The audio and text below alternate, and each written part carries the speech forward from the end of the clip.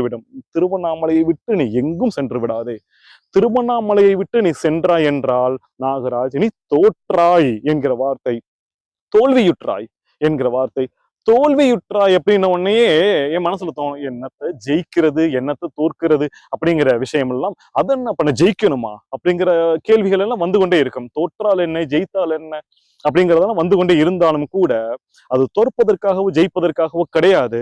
அமர்ந்திருப்போம், அமர்ந்தே இருப்போம், என்ன வேண்டுமானாலும் வரட்டும். என் அடி மனதிலிருந்து என்ன தெரியுமா சொல்லிக்கிட்டே வரும், இந்த துன்பங்களுக்காக நீ பயந்து நீ வள்ளிமலை சென்றாலும் சரி, நீ கைலாசம் சென்றாலும் சரி, அந்த இடத்திலும் இதே துன்பங்கள் வேறு வடிவத்திலே, வேறு மனிதனாக, வேறு ஒரு பெண்ணாக, வேறு ஒரு ஆளாக வந்து அப்படியே நிற்கும். அதே துன்பச்சுவை, அதே துன்பச்சுவை, நீ என்ன துன்பத்திலிருந்து ஓடினாயோ அதே சுவை வந்து அப்படியே நிற்கும் என்பதனால் இதை நான் இப்பொழுதல்ல, பல வருடத்திற்கு முன்பே நான் புரிந்து கொண்டேன்.